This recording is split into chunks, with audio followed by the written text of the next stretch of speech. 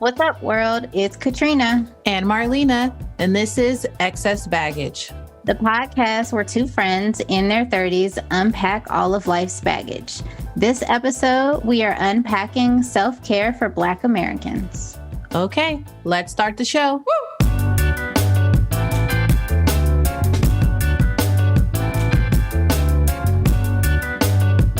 Hey, girl. Hey. How are you doing today?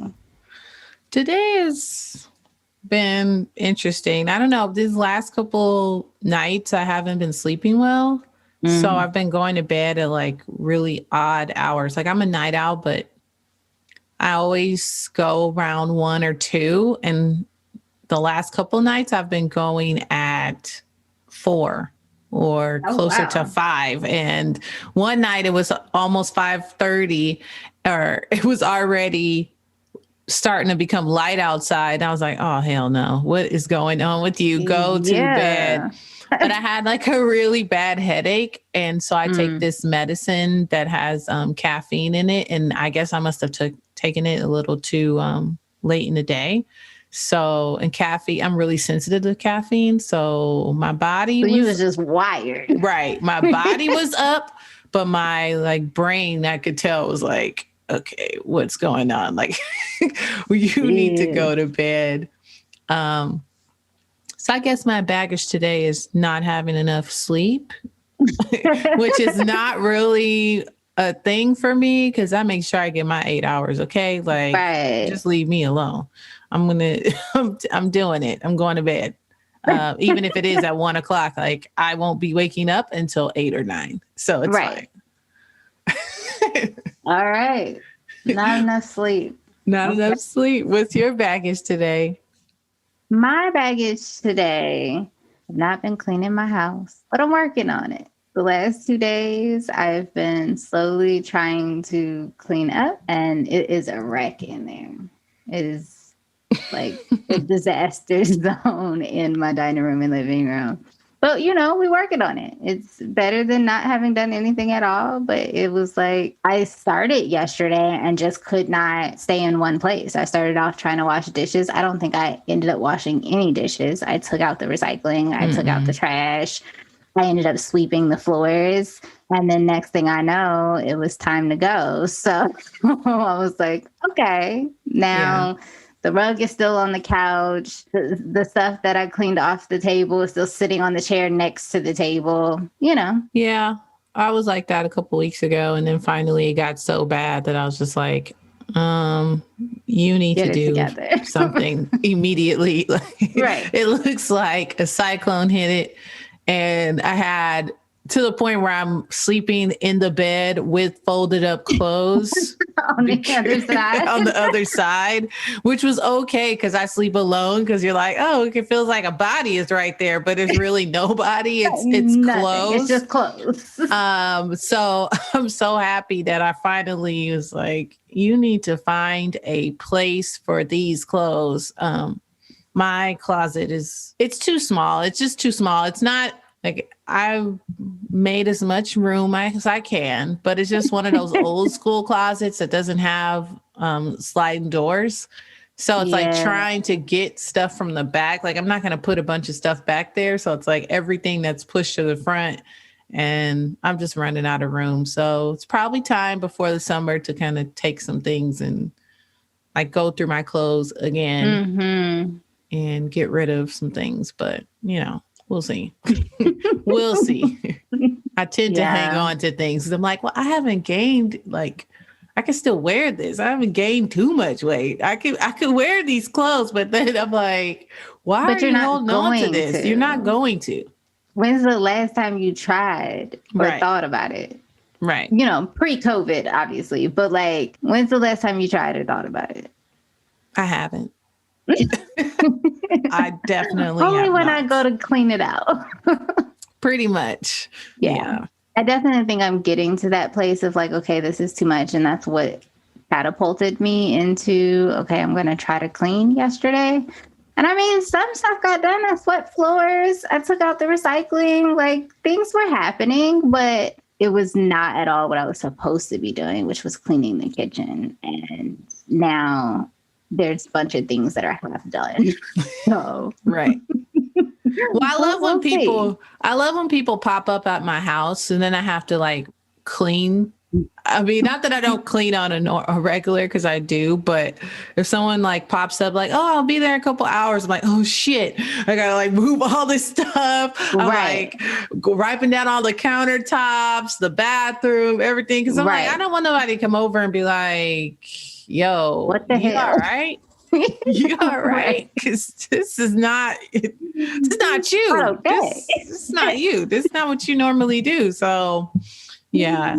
I love the pop-ups, not pop up, like don't come to my house unannounced, but like, give me some time. Give me a little bit of time to clean up in here. Yeah. I was supposed to have a friend come over. We were supposed to do some co-working today. Because sometimes it's nice just to have somebody sit with you while you're working. And the gardener decided to show up today instead of tomorrow. Today is not his day. So we didn't do it today. But that was part of the reason for the cleaning. Because she was supposed to be here. Clearly it didn't get done though. So she was about to walk into a mess. And we was going to be outside on this patio co-working because it's nice outside. Because it was just, it's just going to look like it looks. Like I am now at the point where like, I don't even have that much in me to try to convince y'all that it don't look like this normally. Right. Y'all gonna get what y'all gonna get. That's it. So. Truly. So crazy. But today we're talking about self-care for Black Americans, which probably take a couple chapters out of your book on this one, given your background and being a therapist. I don't know. Here's the thing. I grew up, no one ever talked about therapy ever. That was never a discussion. I really didn't know anything about it. The only time I was ever kind of in that situation was once like some family stuff happened and like I had to talk to like a social worker once. This was like a long time ago, but I was like a kid. So I didn't even know what that meant. Like, I don't know what's going on, but I really didn't know until I got to, I want to say middle school. It was definitely middle school because I ended up going to private school and it was like one of those like frou-frou like schools, and they had a school therapist on the campus. And so I think that was the first time that I really was like, oh, okay, maybe I'll go, just even if I wasn't like talking about nothing. I'm sure what I was talking about back then was like, and he didn't sit next to me and and I let her borrow my stuff and I girl problem. And she never returned it. I'm sure that's what it was all about. And I remember that therapist though. He was cool. Okay. Like he wasn't pushy or anything like that. But that was my first experience with it. And it wasn't until I started getting into my 20s, like late 20s, when I, just the growing pains of life, where then I was just like, no, I seriously, something's going on. And I don't like these patterns that I'm doing or things that keep occurring. And I don't know how to deal with it. And so that's when I started going. Okay. But my sessions never were about what was happening in Black America. Like I always dealt with that with my family. All the conversations, anything that was happening in the community or anything was always through my family. And I never had a Black therapist. So it would be interesting to see what a difference it would be. Right. Yeah, that's so interesting. Because it wasn't that like I didn't want a Black therapist. It's just that when you are in a certain, insurance plan and stuff like that, it's just like, this is what you get. Are limited. Yeah, this is what you get, and when I told my parents or grandparents, or not really grandparents, I told my grandmother, she was curious as to why, like, I think there's something in our community where it's just like, what happens in the family stays in the family type situation all the time. So, hearing that you're going to go pour your heart out to some tell all your business to some stranger is like a big, big issue. And I was just like, but he's a doctor. So Right. That's what he does. this is what he does. He's not about to be on the street talk about he ain't gonna be this telling everybody else, says right? this, and this, you know, or if they do tell them, they ain't gonna tell you who they're talking about. Like I would never know who you're actually talking about. Right. So what do you think about that? Like just I don't know. I've always had white therapists, not because, you know, I think now that here we are in 2021, I'm looking for a Black therapist, but like before it was just whatever I got. Yeah, I have had a mix of therapists myself. When did I start? I might have gone to my first therapist in college. The high school I went to did have a therapist on site, and I maybe like went and like sat with her once or twice, but it was really more so like I was hanging out. I wasn't really talking about anything. And at that point, I kind of had an inclination that it's something that I wanted to go into. And so I think I was kind of like picking her brain more than like talking to her. But my school also had a Black male nurse, and I probably did more therapy with that man than I did with the actual therapist on campus because she was this white lady. But then in adulthood, in college and beyond, I've had a mix of Black and white therapists, all women. And I honestly highly recommend going to see a Black therapist if you are a Black person at least once in your life, because the difference is stark. It's huge. And a lot of it is just not having to explain certain things. There are things that are just understood and known and honored. And I think especially right now with everything that's been going on in the last year or so, it's hugely important to have someone who can understand the power of how much this stuff is impacting us and how we feel and how we are experiencing the world.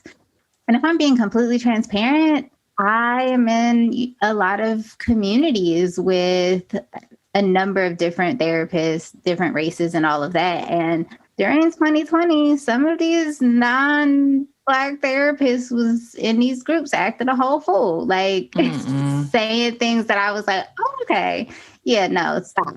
Like, this is really highly inappropriate, not honoring the experience or not understanding the experience. There's still a lot of, and we know this obviously, right? Because we see it in white America in general, but they're just not seeing the role that these systems play in how Black folks are being treated. And they don't see the anti-Blackness. They're not seeing the amount of racism and all of that. And it changes when you are able to sit with somebody who just gets it, and that you can have these conversations and really unpack the amount of trauma that we are experiencing on a regular basis. So I have, because of having had like one Black therapist at one point that I was like, oh, this is different, I have always intentionally since then sought out Black therapists, and it's been amazing. I love it. Even as a Black therapist, I really like working with other Black folks because the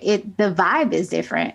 I enjoy working with different people in general, but like when Black women pop up on the screen, because you know we still on the screen these days. Right. But when Black women pop up on the screen, it's just a different vibe, and the way that we are able to communicate, and even some of the jokes that they make that are very much like rooted in Black culture that we can understand. Like, well, you know, we put the sauce on anything, on everything, right? You can't help it. It's just a part of the culture.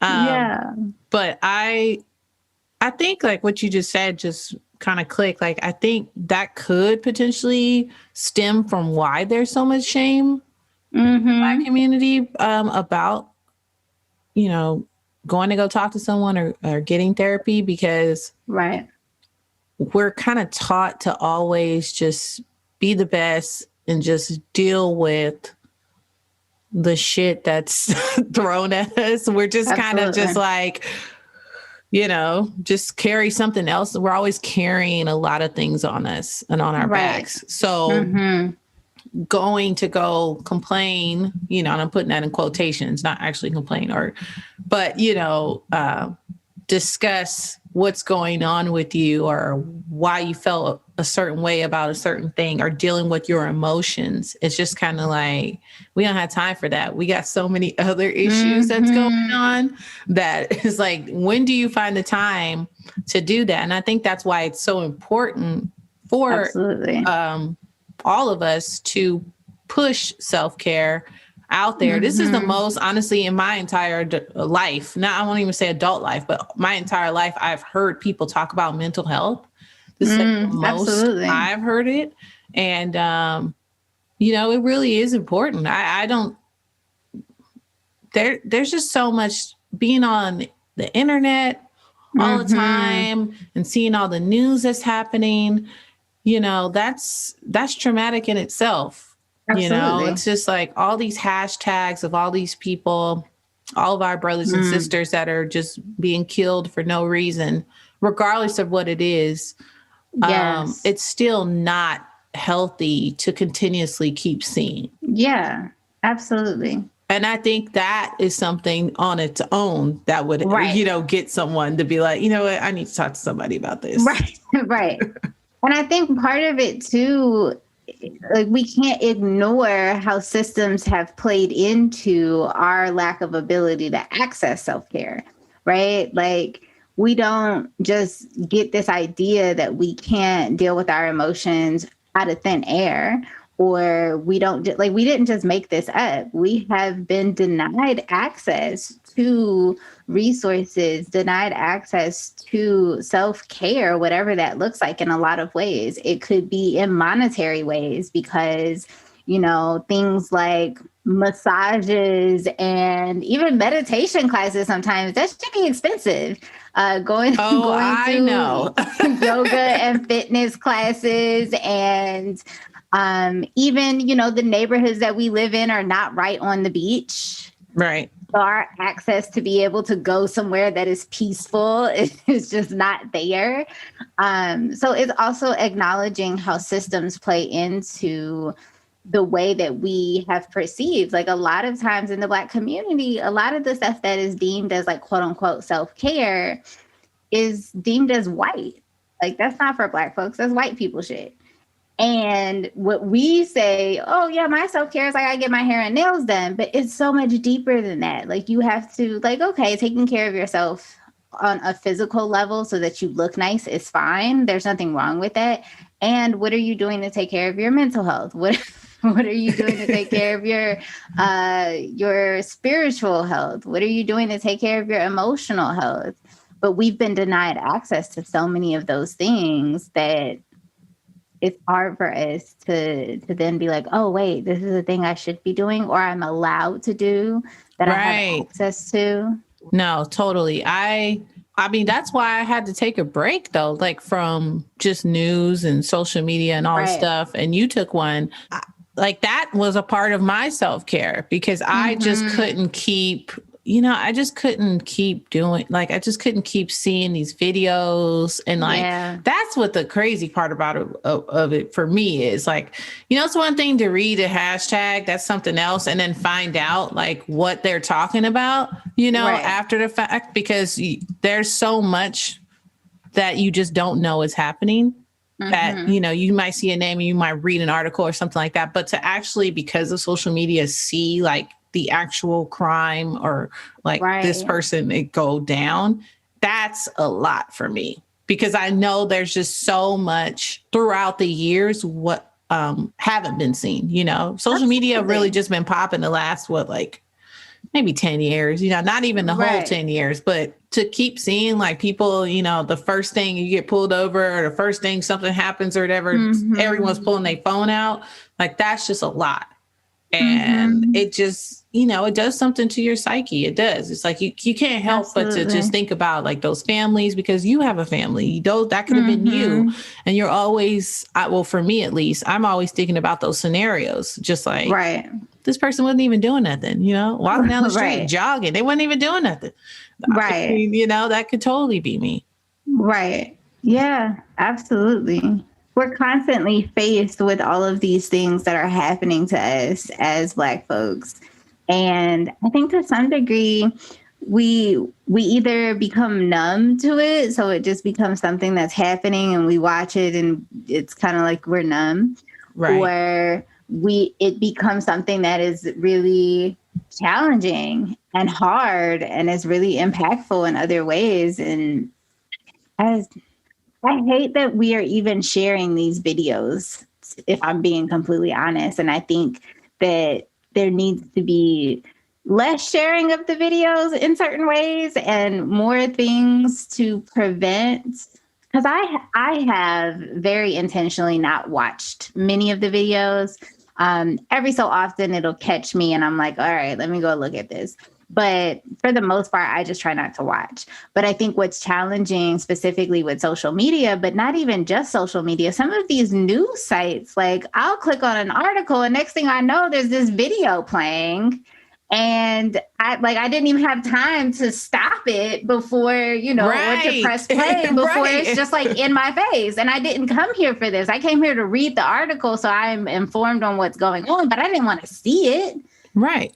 Like, you need to warn me. You need to give me the option to press play, not to just start playing when I automatically bring up the article. It's terrible. Right. And at some point, we need to be able to release that from our system because we hold that in our bodies and that's not healthy. That's true. Yeah, but those pop-ups of those videos, that's too much. That's crazy. And I've seen that on some like news sites too. And I'm just like, I didn't know y'all embedded it within the actual article. Like the second I click on it, like I honestly think they want those hits, yo. They want those hits. Right. Like and that's terrible though, because these are not like it's not the video that's of like a news anchor talking about it. This is the actual video, the video clip of what happened. And there's no like, there's sometimes, not always obviously, but there's no like warning. You just pull up the screen, you start scrolling, and all of a sudden you're in the midst of something. And I'm like, oh my gosh, that is so traumatizing to just have there and present when I just want to inform myself without causing more harm to myself. I wish that, I know it sounds crazy, but I feel like the people who need to see it, like I wish there was a way, I mean, they figured out everything else. I wish there was a way to like filter this to other people. Like if they knew like this was a Black person watching it, then it just like, just detonates. It just doesn't, it's not there. It's just totally a different article. And then someone else clicks it or whatever, they get it. Because like, to me, it's like, we already knew that this stuff was going on. I don't need a front row seat to this or whatever. I don't need to watch it. And when I hear people say like, oh, I can't believe this is happening, I'm like, you can't? Like, I think it's just, but then it's within our culture. So I can understand that. But at the same time, just as an American, I would think you'd want to know your actual history of what's been going on. Like, but people live in their bubbles, so they have no idea. We need Facebook and Instagram and all the other platforms to get their algorithms together and use I'm sure they can figure it out. I'm sure they could figure it out. Use it for good for once, not for whatever other nonsense you're using it I know, and they're always pushing freaking ads already. If I look at one pair of shoes, they already doing that. So they could figure it out. They got the power to do this. I'm convinced. Somebody call them, tell them we need them to make this happen, because I do like that Instagram started that whole where they like blur it out and it tells you like this content is whatever, and you have to click. I don't know how you make that happen. Like, I don't know what you have to do to make that happen, but I do like that they have done that. It's not always up though. So I don't know what needs to happen in order for that screen to happen, but we need more of that for sure. Right. And just be mindful of what you're sharing. Like, everybody don't want to see that, and maybe put like a carousel or something, and the first picture be a warning, trigger warning. I don't even know how much that works because even with Instagram, the next time you scroll, if you haven't seen the whole carousel, it'll just show you the next one. I don't know. I don't know what the results are here. Look, I was like, ugh, that was just so, I just like felt like a whole thing come over me. I'm like, that is a lot. But it's not for us to figure out. Figure it out, social media. Like Right. figure it out. Like right. And in the meantime, the rest of us can do our parts by being mindful of what we're sharing and taking a break from social media as you need to, because at the end of the day, all you can control is yourself. Yeah. I've actually never shared any of those videos ever. Me either. For why? Right. I might say the name. Share some headlines or something like that, but a picture of the person or something. Exactly. But I've never posted no video. Like that's absolutely not. There's enough of that going around on the internet. Yeah, you don't need that from me. Yeah. And I have unfollowed people who are constantly just sharing all of this trauma on their pages in that way. Like, it's one thing to celebrate a life and to honor somebody that has died or been murdered, but it's another thing to constantly just be sharing all of the trauma. Like, I have unfollowed people for that reason. Like, I don't need to see that. I appreciate that you are advocating for the community and that you want there to bring more awareness, but that I don't need to look at that all the time. Definitely. Let's see. What are other ways that we as Black people can, participate in self-care? I think for me, it's definitely, I guess my version of it would be always supporting like Black businesses and organizations, trying to educate myself on just like the history of like things that have happened to us, our current struggles, and not just for heterosexual people. Like, I know in our community, a lot of times they don't want to, shine a light on LGBTQ issues, because we have a lot of self-hate when it comes to that, which I have never understood, because I'm always like, man, I'm not in their bedroom. I don't know what they're doing. What that got to do with me? What do their relationships have to do with me? It doesn't. It has nothing to do with me. They're people just like us. Like, they're, they just happen to, like the same sex, or, like both, or whatever it is that they're into, has nothing to do with me, but I could be supportive. Absolutely. I could be supportive, and definitely elevating men's voices. As Black women, I feel like we do that already. We're always super, cheerleaders for Black men. Well, obviously not for every everybody.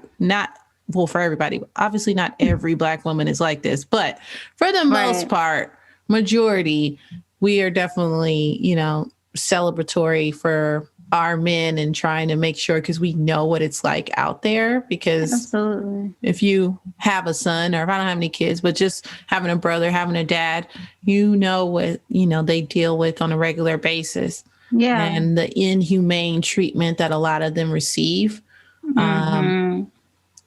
And so I think it's just important to just make sure that I'm always uplifting anybody that comes into my space.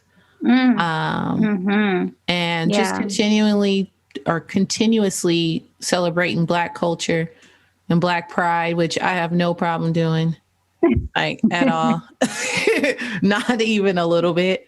Be the first one saying something. And I think for me, the reason why that is, it's not even so much that I felt like I had something to prove, but sometimes you do feel like that because of, being a light bright, like I'm light, lighter skin. And when there's been a lot of colorism and issues in our community. So, even growing up, just playing outside as a kid, just being around darker skinned kids, they would be like, you're not Black, you white, just saying stuff to you, that you're just like, wait, what? Like, that's not true. Because if you go in my household, it's definitely a Black household. It's real Black in here. It's real Black up in here. So I think for me, that also kind of conditioned me in a way that I'm just like, I'm not trying to prove something, but I'm just like, yo, I'm Black. Like, it's fine. We're going to be abundantly clear. There's no issues here. There's no confusion around here. No, not for me. No. And then ultimately, my biggest thing for self-care for me is meditation. And I've also had like people, my other, some Black friends be like, meditate.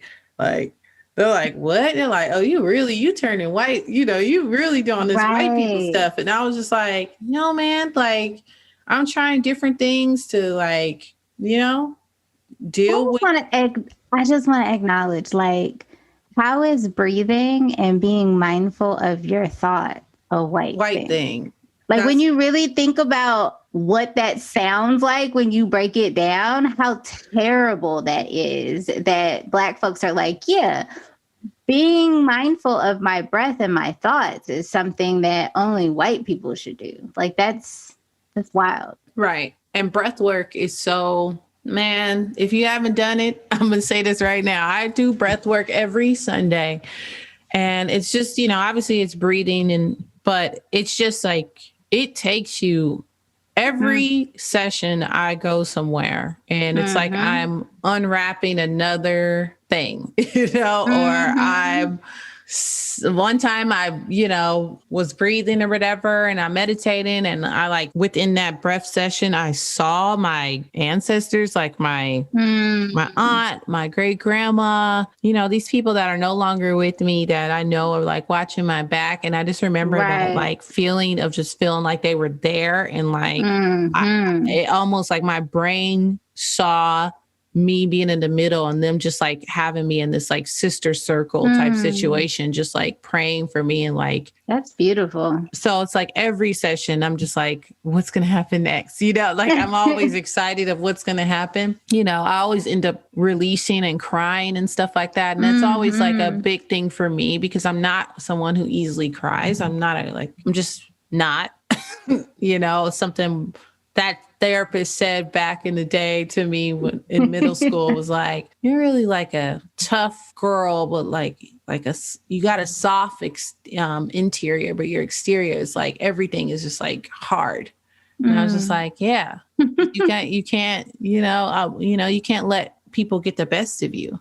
So I kind of always had like tough skin in that way, but there are a lot of things that hurt me and stuff like that I don't necessarily share or talk about. So like that's when I'm in meditation or whatever, that's something that I do to like take care of myself. Yes. I teach breath work to clients a lot of the time in the therapy room because it is a resource that we have access to all the time. And as a therapist who works with people who have trauma, I do want to just like acknowledge that doing breath work can also be really traumatic or challenging for people who have experienced trauma. So please go into it and be mindful of yourself. But it is something that is powerful and is important and is useful. And like we utilize our breath on a regular basis, practically without thinking about it. And if we can start to start to move that energy in a way that is useful to us and being more intentional about it, like, why not? I think it is so powerful. And it's a resource that we carry with us on a regular basis, our breath and our bodies. And the more that we can tap into that, the better. So I love that you're doing that. It sounds really powerful. And I really wish that more Black folks would get into it. I think we're in a stage, though, or in a place where we are, like, our generation and younger is really starting to come into that, which is nice. I don't think that we were always coming into that before, but it seems like we're starting to come into it a little bit more now. So I don't know, maybe it'll continue to grow and expand and we'll continue to have more spaces where it's accessible to us. Yeah, I was lucky enough to get it for free. Nice. I've been getting it for free right now, like the whole year of 2020, because I actually was like signed up for a meditation studio, and I was going to there like after work, before I would go to bed or before I would go home, I would go to like a sound bath class. And then we, and then certain nights they would also do breath work. So I was doing that. And then once COVID hit, then the whole like place I was going to completely. They just moved out of that location. So now they had two locations. wow. One was near my job and then the other one's in Santa Monica. And I'm like, I can't go all the way to Santa Monica. Like I would never Right. make it. And so that teacher that I really liked, he started doing Zoom for free, basically Breathwork, Zoom yeah. breathwork classes for free. And I thought, oh, that's dope. He Yeah. felt like, that community still needed him. And he didn't want to Absolutely. just, bounce on them just because, he ended up leaving LA and is in Ohio and in New York, upstate Wow. New York, where he's from. But he just knew that he had built something. So it's just like, I don't want to leave these people behind. And so it's a really That's dope. supportive, it's a really supportive community. And, his name's Avery Whitmore. He's a white guy, but he's like super like one with the wind, y'all. As I always say, he's definitely one with the wind. Yeah. It's a little family that I'm a part of that I'm really grateful that I even, went to that studio on a whim, just to check it out. It's good to have a community. I think for me, that has been the most challenging and the most powerful, especially in the midst of COVID. But community, I think, is hugely important. And especially for Black folks, because if we're being honest, culturally, community is such a big part of who we are. As much as we are taught and experience in westernized culture, all this individualistic way of being, we as Black folks aren't like that. We are very community oriented. And so I think having any kind of community, whether it's Black folks or not, but people who you consider like your affinity groups in whatever way is really important. For me, even just as like a Black therapist, having a community of other Black therapists where we can talk about business stuff, or sometimes we just hang out and chill, and that's fine. But it's that support because we have an understanding with one another about what's really going on in our lives. You just being look a them in the therapist eyes. is You don't even different, have to. You're like, girl, you already know. You already know. Right. Because it's different. It's different. And to have groups of people that you can consider community for different pieces of your life, different parts of yourself is really important so that you can always feel seen and understood. Definitely. And I think for me, that's been one of the hardest things about COVID, with not being able to access community as readily as I would like. It's like have that community is my self-care in a lot of ways, and not being able to engage with my communities in the ways that I normally would, what has been challenging. And if I'm being really transparent, a lot of my friendships have not been the same. In the middle of COVID, I think I started to realize that a lot of my friends are just not as present as I would like them to be. And so my community wasn't, maybe I thought my community was more solid than it was, or maybe I felt like I had more community than I did, or I didn't need as much community. I don't know. But I think I've realized that like my friendships are just not as supportive as I want or need them to be. And not having that community in such a hard time has been the hardest thing for me. Having community is hugely important. And so I'm very thankful for Black therapists in this moment, because they've been showing up for me in so many ways. And some of these people I don't even know in real life. Like we met on Instagram or Facebook or something like that and have connected, collaborated on things, but never really met in real life. And they have kept me going throughout all of this time. So getting like-minded community is so important. And that's a huge part of my own self-care. Oh, yeah, for sure. Because there's so many things out there. They have Therapy for Black Girls podcast. There's just different things that people can, reach. They need, honestly, to help them. Like, because you are right. I mean, there are some friends, I don't know, some people compartmentalize friends. I don't necessarily do that, but some people do, where it's just like, okay, these are my party friends. These are my, you could be your community friends. These are my, people not that you don't trust, but just like acquaintances that are just like, okay, we Right. cool, but we Right. ain't really that cool, you know? Right. So it's just like, I guess there are kind of labels, even if you don't want to, you know, have labels Mm-hmm. on certain people, because everybody is not going to ever be on the same page. But I do Right. get what you mean though, because like during like all the stuff that was happening, like in 2020, like that's, you know, sprawled all the marches and all the stuff or whatever, I Right. definitely was looking like, okay, Black, white, Puerto Rican, I don't care who it is. If you like friend, if you're really friends with me, you definitely should be able to relate, or even if you can't Mm-hmm. relate, just be supportive.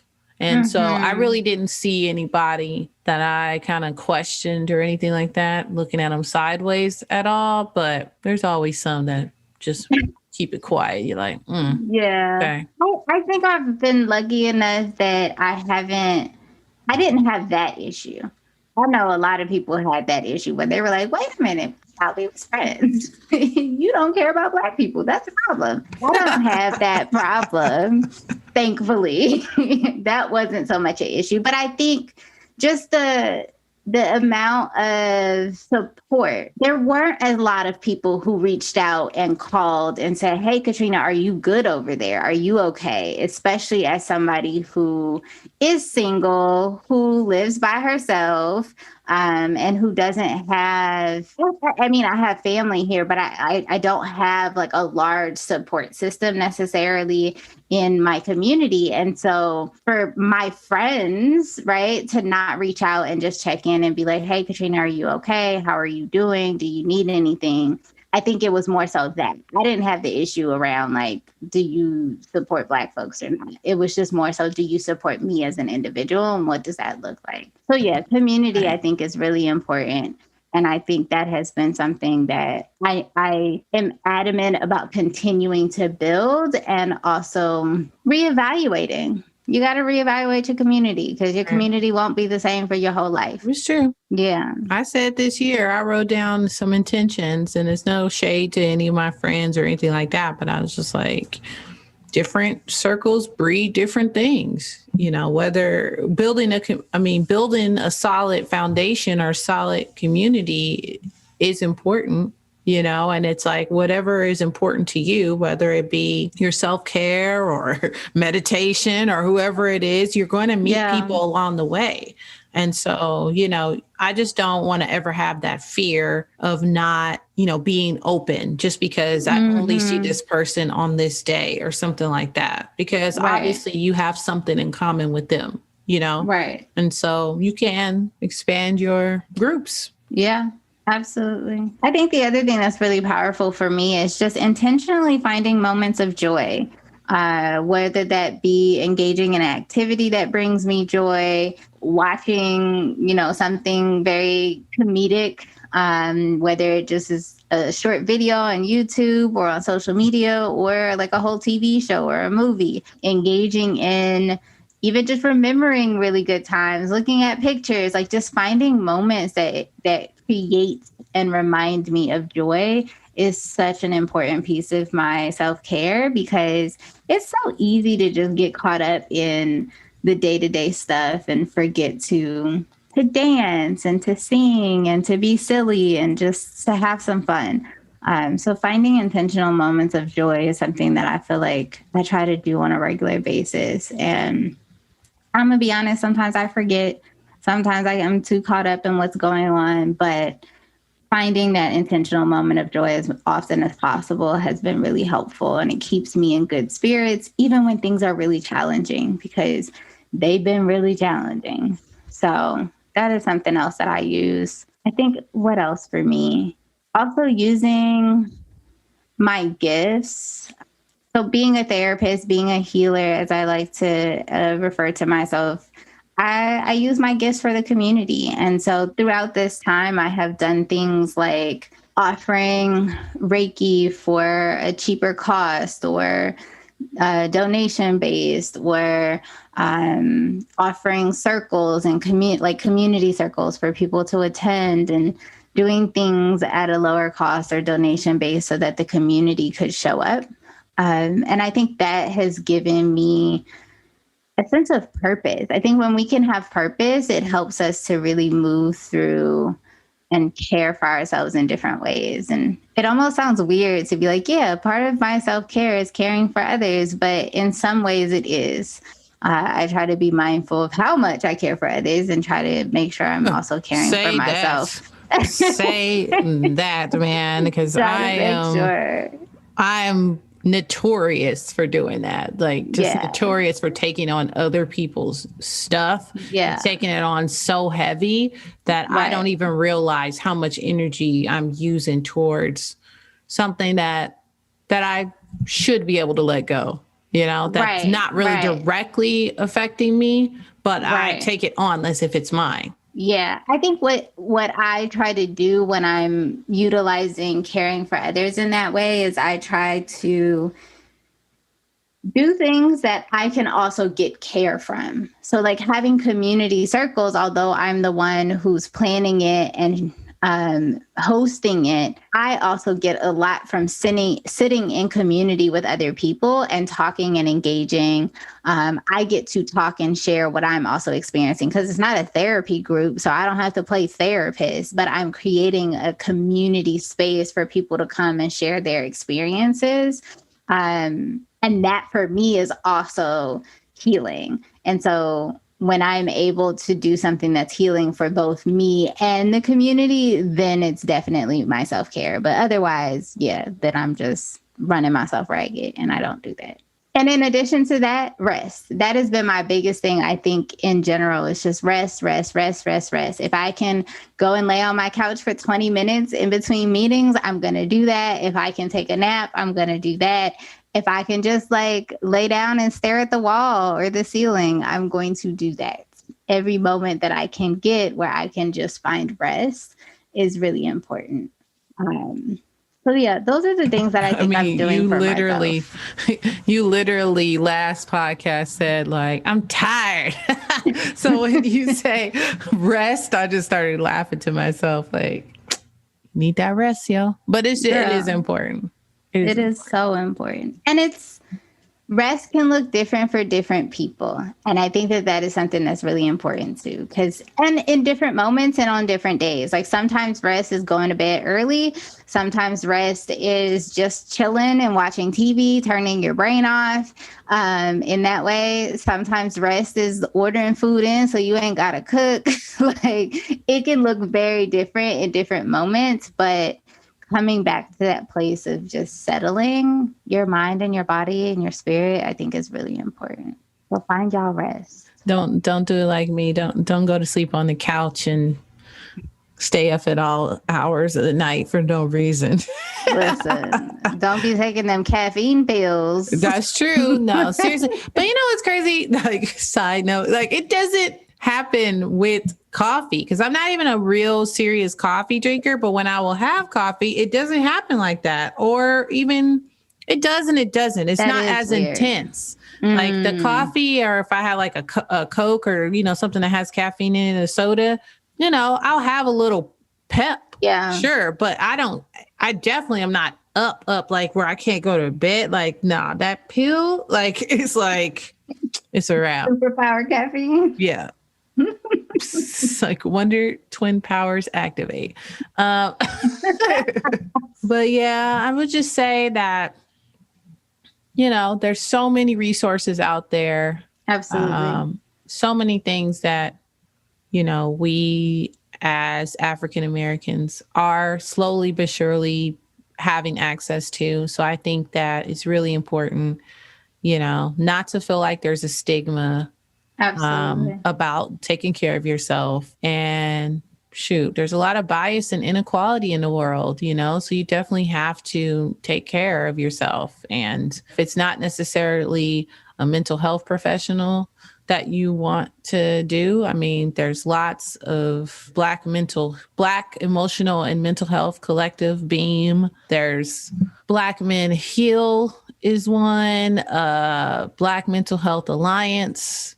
You know, there's so many different organizations out there. I know Taraji P. Henson started one, the Boris Lawrence Henson Foundation. Like there's just so many things that, you know, people are starting to come out and create, which I'm so excited for to see where that goes. I agree. There's so many opportunities now more than ever to find access to Black folks who are in these fields, which I think is has been a part of the barrier when we're seeking out professionals, is not always being able to find people that look like us. There's more access and availability for that these days. So please find the access. If you feel like you need to, if you are struggling, seeking out a professional, there's nothing wrong with that. We need it more than ever so that we can keep ourselves healthy and well as we move. Yes. All right. So this next segment is called Roses.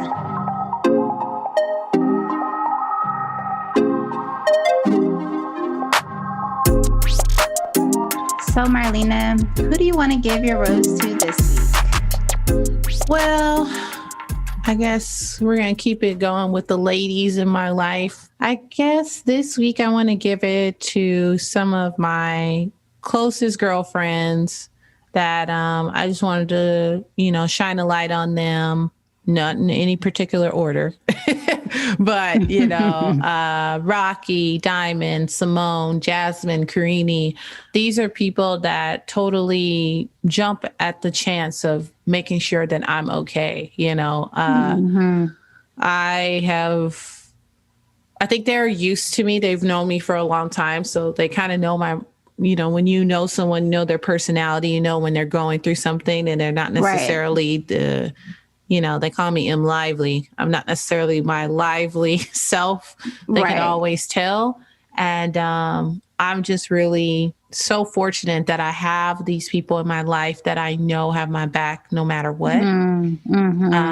And all I want to say is just that I'm just so grateful that, you know, given their backgrounds and the things that I know about them, that they're able to open up their hearts and open up to me about anything that they're going through, and that there's just nothing but just a kindness there that you don't see every day. Yeah, mutual love and support. Yeah. Right. There's so much mutual love there. And that support system is so important to me, you know, and they're all badasses in their own light. So, you know, I won't say anything like specific, but like they all shine so bright. And, you know, I really don't know what I would do without them. Even with their little like check-ins, even if it's like 5 minutes, you know, it's just like the fact that I know that somebody's got my back and I can return the favor. It's just really beautiful. So I just want to shout them out. Yes. Shout out to all the badass female friends. Yes. And let them know that I love them dearly. And I got you, girl. I got you forever and a day. And who are you going to give your roses to this week? This week, I'm going to give my roses to my sisters. So for folks who know me, they know I am the big sister of 3. I have 2 younger sisters. And although they do not live here in LA anymore, they are a huge part of my support system. And just today, one of my sisters called me because she had been texting me for a couple days and I hadn't been very responsive because life has been hectic. I will acknowledge that. What was you doing? What was you doing, Tequila Cali? Girl, I was working. I was working and trying to clean this damn house. I'm trying to get my life together over here, okay? But she called me today and was just like, are you okay? I haven't heard from you. I'm just checking in. And I was not okay. I had just gotten out of a really rough therapy session for myself. I was having a rough day. I was not feeling good. I was just like, no, I'm not okay. But we just laid around on a video chat for like an hour and just talked about whatever. And, you know, we talked about what was going on. We talked about what's been going on with the both of us and things that we're experiencing. We did some really like off the wall conversations about stuff. I don't even know how we got there. There was a whole conversation about pillows and how hard it is to find a really good pillow. But it was like, It's true. it is true. It's really challenging. But it was just these very like honest conversations, but also sometimes I feel like you just need somebody to be there. And you don't need them to show up in any particular kind of way. There's nothing special that they have to say. There's nothing special that they have to do, but you just need somebody to be there. And so I am giving my roses to my sisters because, like you said, with your friends, like how they just know you, like nobody knows you better than people that grew up in the same house with you every day. Right. And like, I truly, she said to me, she said, I don't know. I just felt like I had to call you because something didn't feel right. And I was like, yep, you knew. You just knew, even though I hadn't said anything. And even though there may not have been anything that happened that alerted you to that, but just that you knew. And that feels good. And it's nice that somebody is concerned and thinking about me in that way. And I can say that my sisters have shown up for me in that way differently than friends ever have. Even some of my closest friends or some people that, you know, I would consider like my best friends, my sisters show up in a very different way. So my roses go out to my sisters because they're the friends that I was born with. And I am so thankful and so grateful, even as the big sister, that I get to now. We're all adults. And so like, I don't have to care for them. I can also receive care in a different way that I didn't really as kids. So shout out to my sisters. Yeah, that's really cool because I'm the oldest. I have two sisters, but we didn't grow up in the same household. So I always wondered what that would be like to have somebody there, like to share that bond. We don't have that type of bond. So that would be cool. But I've kind of adopted my friends as my sisters in a way. Yeah, absolutely. Well, that's another episode of Excess Baggage. Follow us on Instagram and Facebook at Excess Baggage Pod. That's Excess Baggage POD.